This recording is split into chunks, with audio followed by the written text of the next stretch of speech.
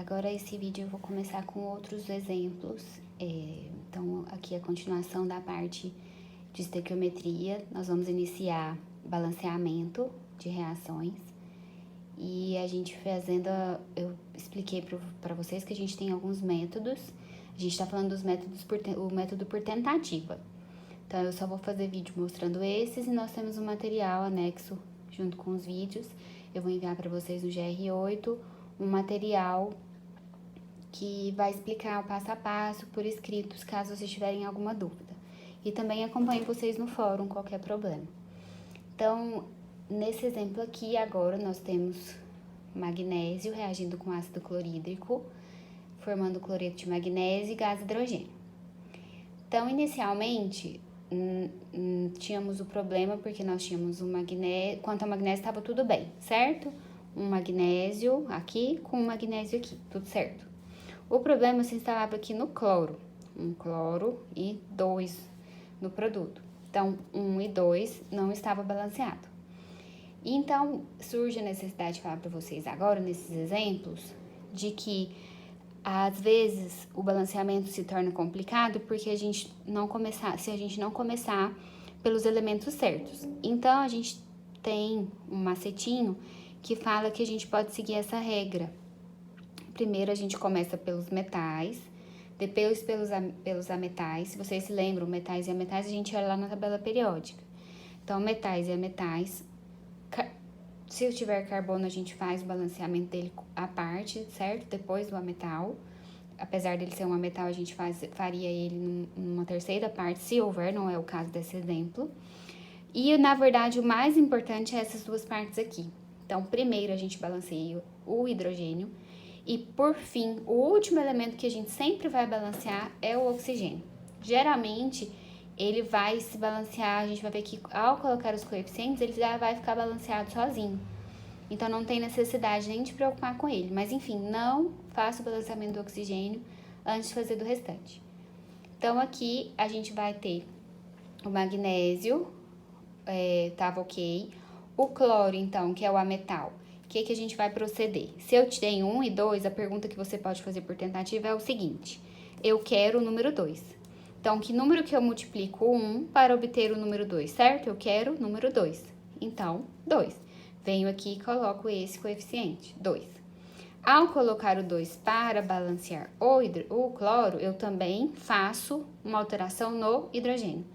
Então, antes eu tinha 1 hidrogênio, passei a ter 2. Como eu coloquei o 2 para eles, né, no caso para o cloro, também ficou valendo para o hidrogênio.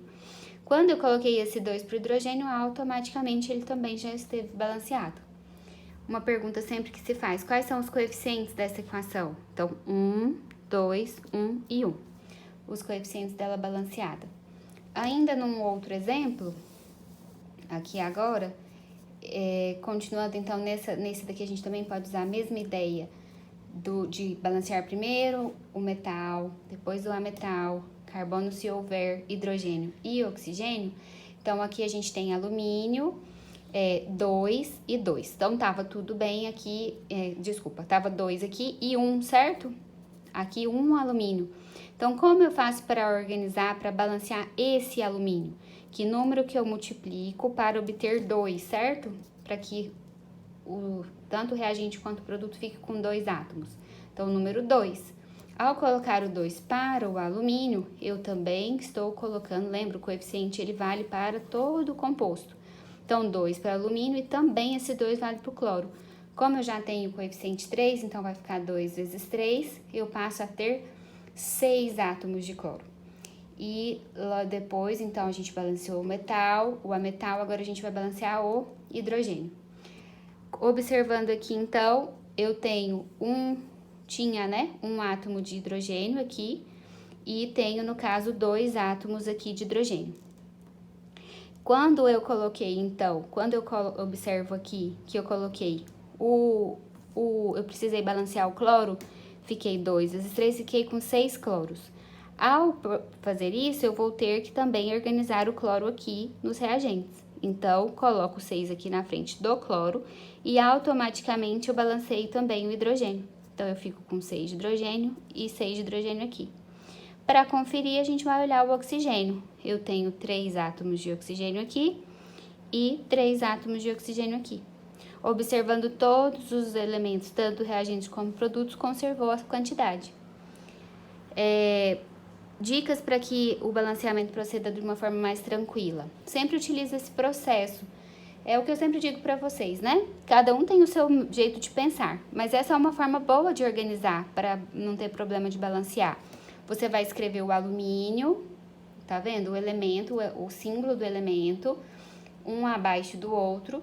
Inicialmente você vai contar, então no reagente eu tenho 2 alumínios, no caso cloro, 1 cloro, hidrogênio eu havia, né, antes do balanceamento 1, oxigênio 3. Faço no mesmo alinhamento, eu faço para os produtos, quanto a quantidade de cada um, só olho, e aí a partir dessa anotação que eu começo meu balanceamento. Começo então pelo metal, seguindo essa regra, e vou fazendo essas multiplicações. Lembrando que o coeficiente ele fica na frente e ele multiplica todos os átomos. Então, por isso eu uso essa ideia para fazer o balanceamento por tentativa. Faço os exercícios, qualquer dúvida, estamos aí pelo GR8, eu posso tirar dúvida de vocês. Bons estudos e até mais!